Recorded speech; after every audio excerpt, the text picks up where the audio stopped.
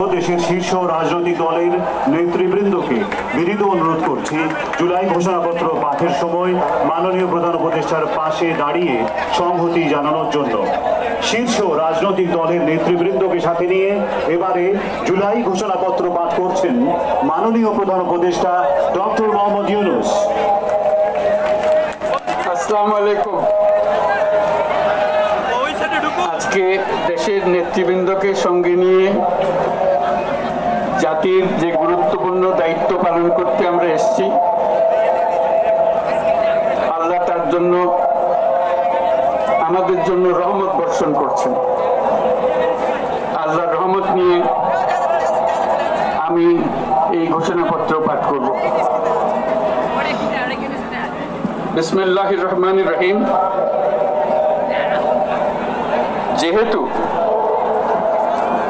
উপনিবেশ বিরোধী লড়াইয়ের সুদীর্ঘকালের ধারাবাহিকতায় এই ভূখণ্ডের মানুষ দীর্ঘ 23 বছর পাকিস্তানের স্বৈর শাসকদের বঞ্চনা ও শোষণের বিরুদ্ধে রুখে দাঁড়িয়েছিল এবং নির্বিচার গণহত্যার বিরুদ্ধে গণপ্রতিরোধ করে 1971 সালের 26শে মার্চ স্বাধীনতা ঘোষণা করে রক্তক্ষয়ী মুক্তিযুদ্ধের মাধ্যমে জাতীয় মুক্তির লক্ষ্যে বাংলাদেশ রাষ্ট্র প্রতিষ্ঠা করেছিল। এবং যেহেতু বাংলাদেশের আপামর জনগণ দীর্ঘ আন্দোলন সংগ্রামের মধ্য দিয়ে এই ভূখণ্ডে স্বাধীনতার ঘোষণাপত্রে বিবৃত সাম্য, মানবিক মর্যাদা, সামাজিক সুবিচারের ভিত্তিতে উদার গণতান্ত্রিক রাষ্ট্র বিনির্মাণের আকাঙ্ক্ষাকে বাস্তবায়নের জন্য সর্বোচ্চ ত্যাগ স্বীকার করেছে। এবং যেহেতু স্বাধীন বাংলাদেশের 1972 সালের সংবিধান প্রণয়ন পদ্ধতি এর কাঠামোগত দুর্বলতা ও অপপ্রয়োগের ফলে স্বাধীনতা পরবর্তী আওয়ামী লীগ সরকার মুক্তিযুদ্ধের জন আকাঙ্ক্ষা পূরণে ব্যর্থ হয়েছিল এবং গণতন্ত্র ও রাষ্ট্রীয় প্রতিষ্ঠানগুলোর কার্যকারিতা ক্ষুণ্ণ করেছিল। এবং যেহেতু স্বাধীনতা পরবর্তী আওয়ামী লীগ সরকার স্বাধীনতার মূল মন্ত্র গণতান্ত্রিক শাসন ব্যবস্থার বিপরীতে বাকশাল নামে সাংবিধানিকভাবে একদলীয় শাসন ব্যবস্থা কায়েম করে এবং মত প্রকাশ ও বিচার বিভাগের স্বাধীনতা হরণ করে, যার প্রতিক্রিয়ায় 1975 সালের 7ই নভেম্বর দেশের সিপাহী জনতার ঐক্যবদ্ধ বিপ্লব সংগঠিত হয় এবং পরবর্তী সময়ে একদলীয় বাকশাল পদ্ধতির পরিবর্তে বহুদলীয় গণতন্ত্র, মত প্রকাশ ও বিচার বিভাগের স্বাধীনতা পুনঃপ্রবর্তনের পথ সুগম হয়। এবং যেহেতু 80-র দশকে সামরিক স্বৈরশাসনের বিরুদ্ধে দীর্ঘ 9 বছর ছাত্র জনতার অবিরাম সংগ্রামের মধ্য দিয়ে 1990 সালে গণ অভ্যুত্থান সংগঠিত হয় এবং 91 সালে পুনরায় সংসদীয় গণতান্ত্রিক শাসন ব্যবস্থার প্রবর্তন করা হয়। এবং যেহেতু দেশি বিদেশি চক্রান্তে সরকার পরিবর্তনের গণতান্ত্রিক প্রক্রিয়া ব্যাহত হওয়ায় 1/11 মতো ষড়যন্ত্রমূলক ব্যবস্থার মাধ্যমে বাংলাদেশে শেখ হাসিনার একচ্ছত্র ক্ষমতা, আধিপত্য এবং ফেসিবাদের পথ সুগম করা হয়। যেহেতু দীর্ঘ 16 বছরের ফেসিবাদী অগণতান্ত্রিক গণবিরোধী শাসন ব্যবস্থা কায়েমের লক্ষ্যে এবং একদলীয় রাষ্ট্র ব্যবস্থা প্রতিষ্ঠার অতি উগ্র বাসনা চরিতার্থ করার অভিপ্রায়ে সংবিধানে অবৈধ অগণতান্ত্রিক পরিবর্তন করা হয়, যার ফলে একদলীয় একচ্ছত্র ক্ষমতা ও আধিপত্য প্রতিষ্ঠার পথ সুগম হয়। এবং যেহেতু শেখ হাসিনার আওয়ামী লীগ সরকারের দুঃশাসন, গুম খুন, আইন বহির্ভূত হত্যাকাণ্ড, মত প্রকাশের স্বাধীনতা হরণ এবং একদলীয় স্বার্থে সংবিধান সংশোধন ও পরিবর্তন বাংলাদেশের সকল রাষ্ট্রীয় সাংবিধানিক প্রতিষ্ঠানসমূহকে ধ্বংস করে। এবং যেহেতু হাসিনা সরকারের আমলে তারই নেতৃত্বে একটি চরম গণবিরোধী, একতান্ত্রিক ও মানবাধিকার হরণকারী শক্তি বাংলাদেশকে একটি ফেসিবাদী, মাফিয়া এবং ব্যর্থ রাষ্ট্রের রূপ দিয়ে আন্তর্জাতিকভাবে বাংলাদেশের ভাবমূর্তি ক্ষুণ্ণ করে। এবং যেহেতু তথাকথিত উন্নয়নের নামে শেখ হাসিনার ফ্যাসিবাদী নেতৃত্বে সীমাহীন দুর্নীতি, ব্যাংক লুট, অর্থ পাচার ও অর্থনৈতিক প্রতিষ্ঠানগুলিকে ধ্বংসের মধ্যে দিয়ে বিগত পতিত দুর্নীতিবাজ আওয়ামী লীগ সরকার বাংলাদেশ ও এর অমিত অর্থনৈতিক সম্ভাবনাকে বিপর্যস্ত করে তোলে এবং পরিবেশ, প্রাণ বৈচিত্র্য ও জলবায়ুকে বিপন্ন করে।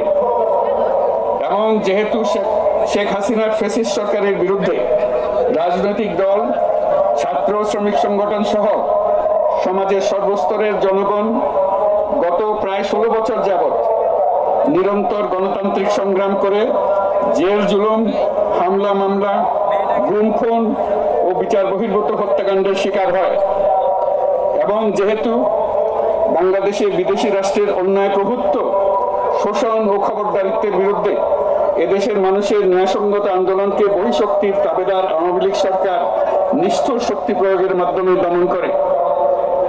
এবং যেহেতু অবৈধভাবে ক্ষমতা অব্যাহত রাখতে আওয়ামী লীগ সরকার 3টি প্রহসনের নির্বাচনে এর জাতীয় সংসদ নির্বাচন এদেশের মানুষকে ভোটাধিকার ও প্রতিনিধিত্ব থেকে বঞ্চিত করে।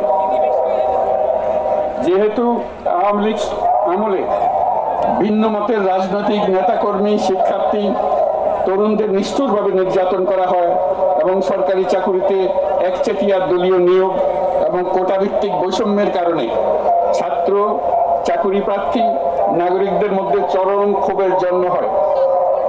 এবং যেহেতু বিরোধী রাজনৈতিক দল সংগঠনের উপর চরম নিপীড়নের ফলে দীর্ঘদিন ধরে জনরোষের সৃষ্টি হয় এবং জনগণ সকল বৈধ প্রক্রিয়া অবলম্বন করে ফ্যাসিবাদ বিরোধী লড়াই চালিয়ে যায়। এবং যেহেতু সরকারি চাকরিতে বৈষম্যমূলক কোটা ব্যবস্থার বিলোপ ও দুর্নীতি প্রতিরোধে বৈষম্য বিরোধী ছাত্র আন্দোলন চলাকালে আওয়ামী লীগ সরকার কর্তৃক ব্যাপক দমন পীড়ন, বর্বর অত্যাচার, মানবতা বিরোধী হত্যাকাণ্ড চালানো হয়, যার ফলে সারা দেশে দলমত নির্বিশেষে ছাত্র জনতার উত্তাল গণবিক্ষোভ, গণঅভ্যুত্থানের রূপ নেয়।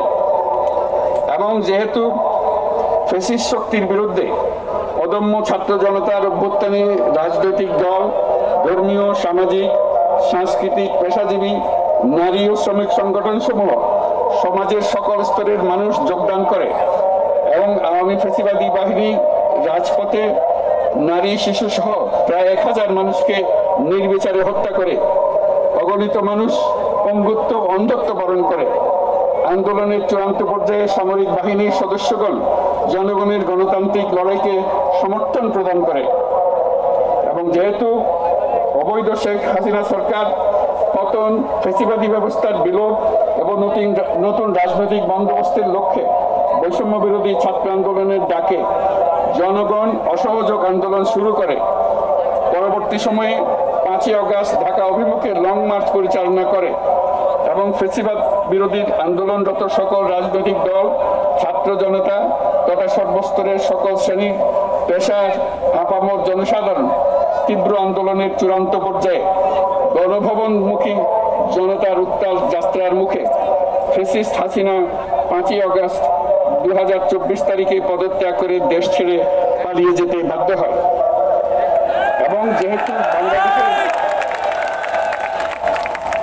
এবং যেহেতু বাংলাদেশের রাজনৈতিক ও সাংবিধানিক সংকট মোকাবেলায় গণঅভ্যুত্থানের মধ্য দিয়ে ব্যক্ত জনগণের সার্বভৌমত্বের প্রত্যয় ও প্রয়োগ রাজনৈতিক ও আইনি উভয় দিক থেকে যুক্তিসঙ্গত, বৈধ ও আন্তর্জাতিকভাবে স্বীকৃত এবং যেহেতু জনগণের দাবি অনুযায়ী এরপর অবৈধ দ্বাদশ জাতীয় সংসদ ভেঙে দেওয়া হয় এবং সংবিধানের 106 অনুচ্ছেদ অনুসারে সুপ্রিম কোর্টের মতামতের আলোকে সাংবিধানিকভাবে ডক্টর মোহাম্মদ ইউনূসের নেতৃত্বে 8ই আগস্ট 2024 তারিখে একটি অন্তর্বর্তীকালীন সরকার গঠন করা হয়।